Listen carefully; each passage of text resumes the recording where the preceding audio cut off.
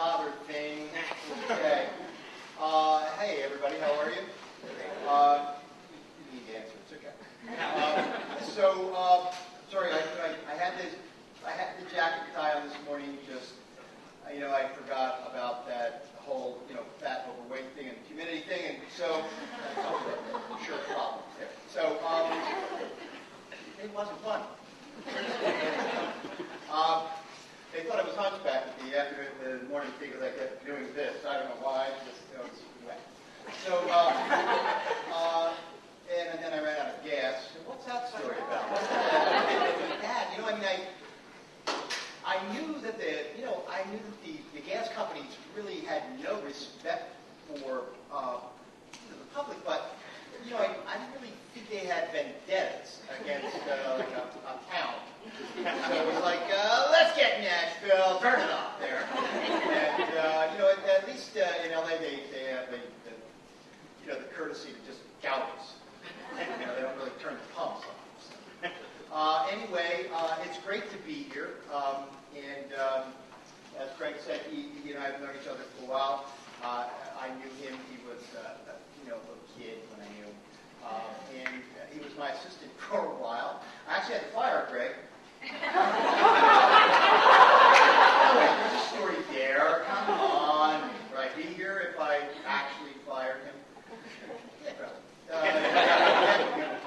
So, look, I know he had an opportunity to go into another area, and there was the old, I want to stay with you, Dad. How about this? You're fired. And out go to the new job. So, and he's done really well, and I'm really proud of him. He's the type of thinking person that I think, certainly in my business, in the entertainment business, and hopefully we can get to that point where we talk about the changes that are happening every two more just happened just now in the industry, and how you need to be positive and you need to embrace these changes, not as challenges but as opportunities. Because, and it took somebody in my generation, not that I'm that old, but it was tougher because we have all of these silos built up in this big network, and in the meantime, my teenage daughters are up on the computer all night, and we're still acting like we're the network, we're the only thing. It's been very tough to embrace these changes, certainly for my generation, but also for the network as a whole. I'm not saying we're dinosaurs there, but I will tell you, there were times when I kept thinking, my God, it's getting cold here, isn't it? So you need to. That was a dinosaur reference here. Thank you for laughing here. That's extra credit. Anyway, my daughter didn't laugh. She embarrassed this whole thing so far. Anyway, let me tell you how I started. We were talking about it this morning. I started in the old system, which was the local stations, which were powerful at that time, cash cows. And I went through Philadelphia, my hometown. I started a small agency. I wanted to be a stand-up comic, and I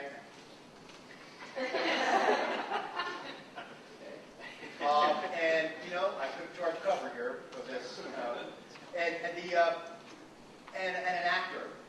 And so those are my roots, just so you know. I don't expect everyone's roots to be that way. Especially for business. It's always bad to have that as a background, to be the comedic finance guy. So that was my background. I kind of lucked into advertising, to be honest with you. But sometimes that's what happens in your career. Sometimes you find something you're not looking for. I needed work. I needed money. I was looking to write a sitcom, the great sitcom, and instead, somebody said, "Well, can you write a 30-second, spot? Can you do a headline for this ad?" And I thought, well, that's easy. Yeah, do that. And you then become better at it, and it also matched my short attention span. So that went through the local stations at Philadelphia, and then in Chicago, and then in New York. And nowadays, you don't need that. I mean, the local stations have, I'm not saying they're irrelevant at all, but certainly the system is not like it used to be when they were investing lots in local news and people weren't getting their news online. And you look at the situation with newspapers, and you could mention any thousands of things that have changed in the media world. And so then I went to I had my own production company for a while out in LA. I moved out to LA. I had just gotten tired of doing the local late news sweeps things, reports. And so I moved out here and started a production company. And it was just fun again. That's really where my heart is production. And so then they offered, they wanted me to come to NBC, and I was able to get a contract with a development deal in it. So I was lucky enough to be head of advertising promotion and also have a development deal at NBC. So programming and marketing. Those are the two things that I do, all built around creative ideas. That's, as I was saying, that is the creative sauce. That's the thing that makes everything work. And as far as I'm concerned, and I think, I don't think you could show me anything that would disprove that. And I don't mean just pure creative. I mean the creativity of starting a community website. I mean, I think that is creative. And I don't limit myself to a show anymore. I call it a product because it involves online gaming and 3D and community websites as well as shows and connecting all these dots. And that's what I do now. That's what every good producer should do right now. And that's what every good entertainment person should be thinking about now, is all these different platforms. It's and how you take things and figure out other ways to either make money with them or expose them, or ways that they will that you can use them, whether it be for promotion or for money. So to give you an idea, so I went through. Why don't we how about we go through some? I have like a resume on paper of some of the marketing stuff that I've done. It's always good because then I can shut up for a while. So look at like this very first spot I did for Friends. I'm Rachel. I'm Joey. I'm Phoebe. I'm not doing this. Come on. Yeah, this is a shameless, exploitive attempt to get people to watch our show. Oh. Exactly. Friends, Thursday nights, right here on NBC. Would you stop? They've got us in our underwear. We're never going to be in our underwear. We're not going to be in our underwear, are we? Friends, between Mad About You and Seinfeld, Thursdays this fall. For years, English has been taught with books and tapes. But on Thursday nights, we've tried a radically new approach.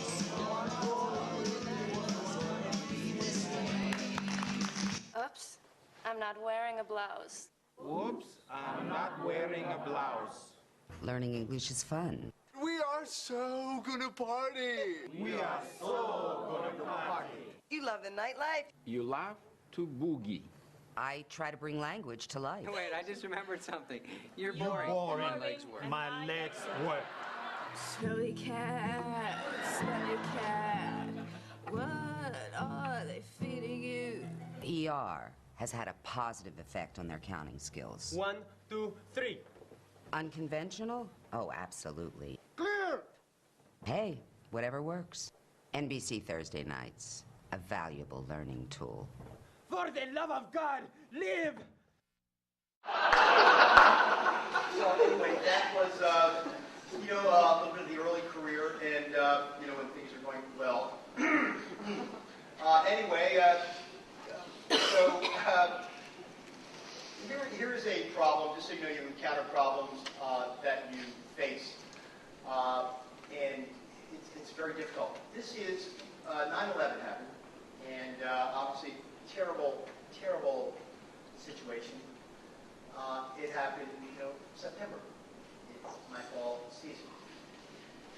So we have planned everything to this joyous fall season. What do? How do you do it? What are you going to do? You're going to go out there, you're going to say, hey, forget that thing, come on, friends and stuff. So it didn't seem quite appropriate, and so, but you have to do something. What can you do? We're not going on the air. There was a certain feeling that, maybe people would really like to have some distraction here, and maybe it would actually do the country good to see some familiar things again. So, a little compromise. Normally, instead of the joyous thing, did something a little more reflective. Very different to us. NBC's premiere week begins on September 24th.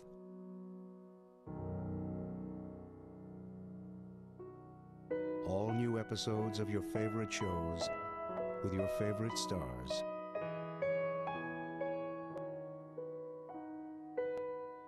Are coming back. On Monday, September 24th, NBC begins its 75th season.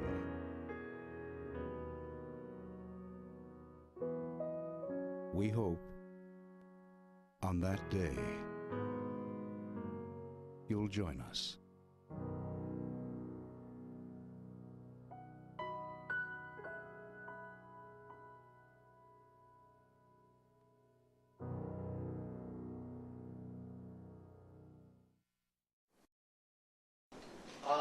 And sometimes, instead of comedy, which known for, sometimes you got to zig when other people are zagging. Probably a lot of you don't remember, but during the online craze, the .com craze, the 90s, there were a lot of crazy spots where it was Yahoo and all of the .coms. Really had some crazy spots, and we got into the game, and we bought Snap, which was a search engine, and they asked me to do to do a campaign for them, and I knew that we had mostly female audience at that time, and so I thought, well, okay, why don't I do something different again along the lines of what you just saw, and maybe that would stand out among all the other things that we're doing.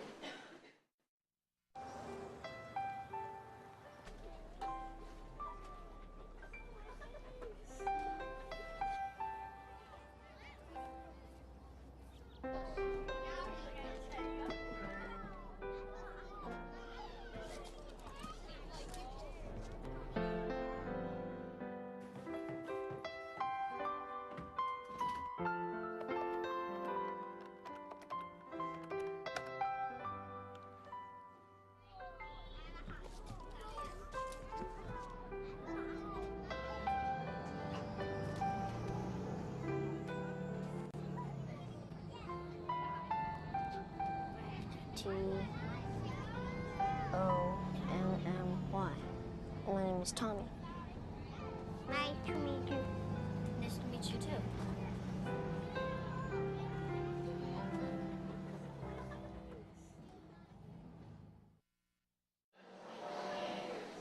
Yeah, who's crying?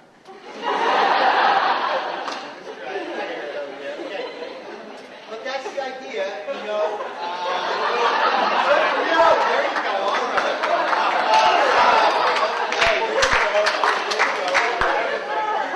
One and Cleo for that. Thank you very much. One Emmy, actually, thank you for that. So, there were guys, too. There were guys. I got that figure it out. So, that's my, the creative philosophy is to make people feel. Just make, don't get too overly involved. Either you're the laughing, or you're feeling, or you're excited. But that was always, it's always the way I've always approached creativity. So we're moving on here. Now things are changing. Okay, I got a couple more things just to do, and then I'm done for the show and tell. And then I have some live animals I'm taking out. So the next thing was, okay, things are changing now. Skip ahead now. Now you've got viral videos. Now you've got other ways than just the on-air. And you've got a, this is what's really getting exciting now. You have viral videos. I did a series, I don't know if anybody saw it, when Heroes went off, they go on hiatus, and then we come back with book 2. In between, I came up, didn't even tell them, probably could have gotten fired, but whatever. They didn't really clear it with them. I did a series called Zeros on, we did 4 episodes actually, of Zeros, and they were everyday people with everyday talent, with everyday abilities. So, because every day somebody would come up to you with some stupid thing that they did. Hey, I can do this, watch. And you're like, well, why? So, we found a bunch of people that had all of these odd talents, if you will. So, and we did a viral ability. We did a whole story on that. That's what's exciting. You can do things like that. This was another way. This was another one. We started. This guy is a real editor with me in my department, and he just has that sarcastic kind of, I hate my job. And by the way, he really does hate his job. And so he just seemed like he had the right sensibility to become like the spokesperson for instead of the typical hey, the right type of attitude. So we did a bunch of spots with him, and it was Bill the promo guy, and this was one we did for Gladiators. Hi, I'm Bill. I do promos for NBC, and today I'm on the set of our new show, American Gladiators.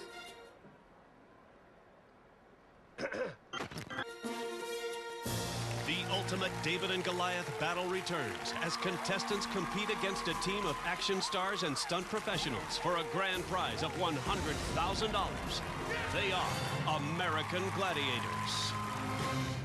All right, I'm here with militia and one of the Gladiators' weapons, the jousting stick, which is just sort of a pole with pads on the end. Sort of looks like a giant Q-tip. It's not a Q-tip. Doesn't really look that dangerous. It is a weapon. Really? You wanna show me how it works? Yeah, let's find out. All right, let's do it. All right, Ben? With my unpredictable bladder, I thought it was better if one of the production assistants took over from here. I was right. All right, I'm here with one of the hosts of the show and one of my heroes, Paul Hogan. I loved you in Crocodile Dundee, man. Brother, it's Hulk Hogan. Movies. I also got to meet the other host of the show, boxing legend Layla Ali. Tell me, what was it like to beat Joe Frazier? That must have been exciting. That was my dad, not me. Who? Muhammad Ali, my dad.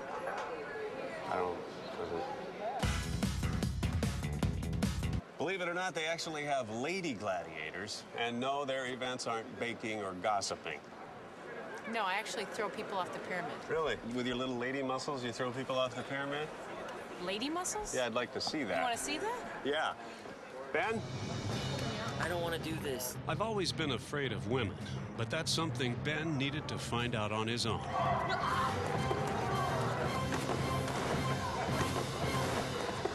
Come on, cheer up. It'll be good. It'll be fine. Oh, sorry.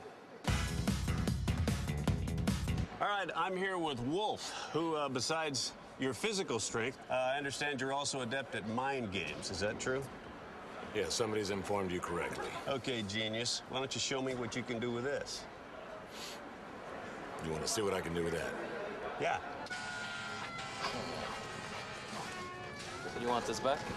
No, that's Ben's now. I'll never forget my time on the Gladiator set. I met a lot of really nice people and saw some amazing things. So be sure to watch the 2-hour season finale of American Gladiators, Sunday at 7/6 Central on NBC. So, it was, that's what's making it so exciting now. The new job,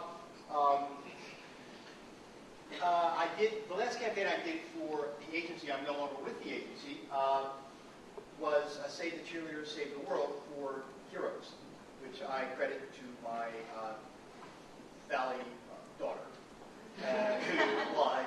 That was awesome. And we saw the scene where we're watching the show ahead of time, where Hero, if anybody knows the show, was appeared in the subway car to a couple of other people, and we had the slicked out leather and the hair back and the ponytail and the sword, and in the final scene he walks off to camera and says, "Save the cheerleaders, save the world." My daughter said, "That was awesome." And I thought, yeah, it was awesome. Okay, so that's our campaign, and we go in the next day and everybody thought it was nuts. And so we, again, doing something that sticks out, that will take a chance on something. And then I moved over, and then they came in with like Black Diamonds to promote, and I just, you get to a point where you can't make another batch of Kool-Aid. And so I moved over and I became head of scheduling, programming, and program practice, program planning, and strategy. And that was, if not the worst career move in the history of entertainment, certainly the top two. I think number one being the Jim Carrey doing serious movies.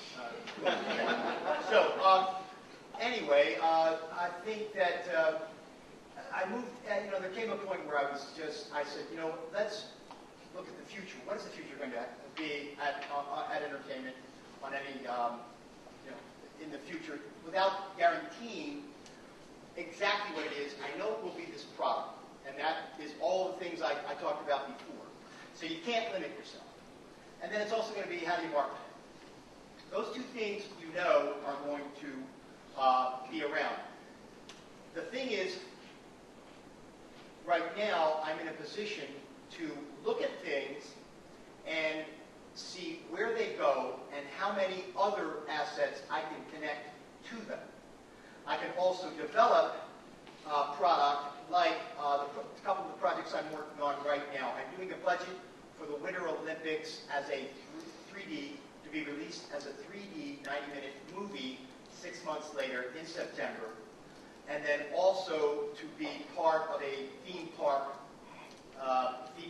ride or experience. We don't know whether we'll just do it as a cut-down movie experience or an actual ride. I don't really know how to talk to the creative guys at the parks, so they talk in riddles and in rhymes.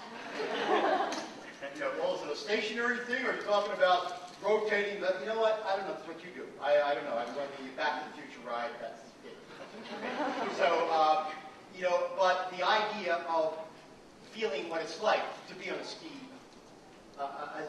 jump, or a bobsled, or a luge, and so the 3D came about because I saw a demo of the U2 concert, and while we don't, we have theatrical product, but they do their own thing. It wasn't really TV ready yet, so I could have just said, well, sorry, it's not TV. But I tried to translate what we had to that. I also thought that we could do Heroes, shoot the first episode in 3D, and then preview that in Comic-Con in San Diego, and that would be a great ticket for that audience there. And you'd make more waves that way. But they're HD cameras, and we shoot film. It would have been a new crew, and so we're going to do it for the second book and use the Super Bowl to promote that. And then we give that product to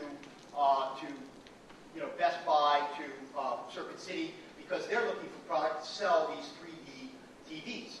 So again, connecting as many, making as much money, connecting every asset that you have. I have a reality show that I'm pitching right now based on New York bike messengers. Anybody from New York here? They're just like, you know what they're like. You know what they're like. And so, that's okay, she doesn't have to. Don't force her if she's embarrassed. It's okay. I get it. I understand. I'm from Philadelphia. I know. I know how embarrassed it is to go. I'm kidding. Somebody showed me some footage. It was just regular footage, but again, translated the guys riding so fast past all of these cabs, all of these buses. I'm thinking, this is as scary as it's going to get if anybody opens a door. But what is it? I don't know what it is. Days later, I'm getting my ass kicked by my daughter in one of the Wii games, and so I thought, well, it's a game, of course. It's a game, but we don't do games at NBC. So, you know, I can't find anybody to help me. I finally find that we're investing in a development company in Germany that does this type of thing. I get to pitch to them. They love it. They develop it now. 3 weeks ago, I got these 2 documents back that are, you know, basically a game. So now I'm going to make it a reality show, but I don't think it's for NBC. I think it's for a cable company that would promote both the reality show and the online game at the same time, which they've never done, and also their ratings are low enough so that they can promote within the show to the game or attach it somehow. That's the thinking that has to go on now, and it's not that much different than what I have been doing. And that's what's so exciting about these things that were challenges, that were oppressive when you just need to get back to that promo reel. You're the network guy. You've got to think bigger. I mean, everything is possible now. I mean, really, and it's only getting more. It's like the Wild West, but in a good way, in that there are no rules. There are no rules. The network is still very viable for big events like the Super Bowl and certainly the Olympics we just had, and you know, bigger events like American Idol and some of these live reality performance shows. But for the most part, the ratings are not that high for almost any other show, and so therefore every other avenue becomes real. And cable suddenly starting to spend more on original programming, and then, you know, that's how it was with the Echo people who found a way. They started with fan sites. They just, you know, they had a service that they provided. Hey, people like Dolly Parton, or hey, people like this singer, so build a fan site, and then you get, you know, millions of fans. And then now, okay, they're sitting there. Is that it? Are you done? Or can you find other ways to either, you know, utilize that information or sell them something? You know, just like Dolly Parton, they must like big hair, or they must like makeup or something. I don't know what. Plastic surgery. I'm not sure what it is, but they have other likes and dislikes. That was a plane over here at the Southwest thing. Take her hair off just for a second. I want to see how anyway, I have a campaign here. So last final campaign, I'm speaking very quickly here, was the Hellboy campaign. The movie guys came to me in this new capacity as creative director for the entire company. And they have time on the NBC stations channels. Now, you wouldn't normally buy this time. Not sure you would go, hey, let's buy time on Bravo for Hellboy. But you have that time automatically reallocated, so we dedicate a certain amount of time for certain projects. So I said, well, look, if we have this time, let's at least do it right. Let's at least try to convert some of these people to say that he's not, you know, they're just seeing a guy who's red, you know, has horns and a tail, and, you know, his first name is Hell. So, you know, that he's a real hero, as a matter of fact. He has 50 cats, has a girlfriend, and he's not going to eat your baby. So, you know, so I said, at least let's try to accomplish that, and let's try to really utilize everything that we have, which is the shows and the talent. So, as a result, we did this campaign. I think the first time that actually promoted both the movie and the channel. Actually, I battled demons. Childhood demons? No, they're real demons. Delightful. Yes. And to vanquish them, you call upon your deepest emotional memories. No, I got one of these. Booyah! Hellboy, on the screen you portray a demon, but in fact, isn't he a good guy? Yes. Yes. Yes. What's your favorite word? Misunderstood.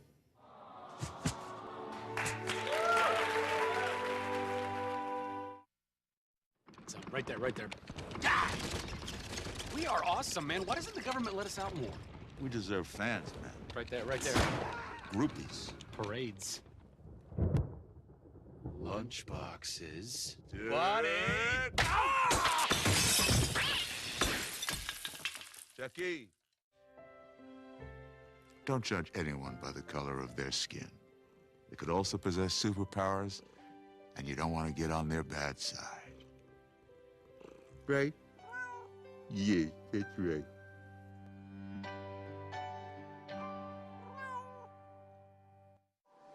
Okay, that was it. The last one was, oh, that's one of my shows, She's Five. Yes, I know you're all big fans of that. Josh the Hextridge, Good Girls Gone Bad.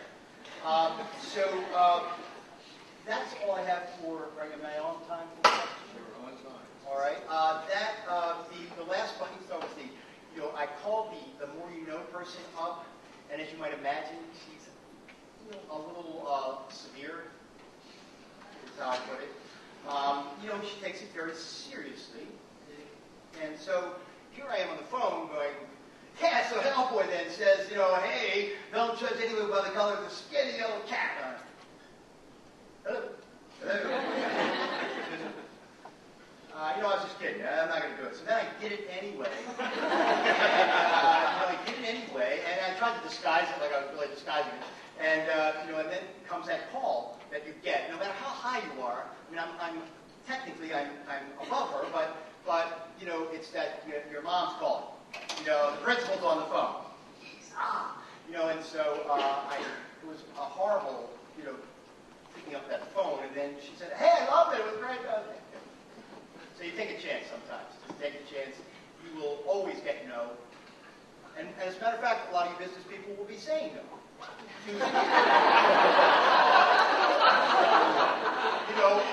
Just know that the good creative people will do it anyway. So, check up on them.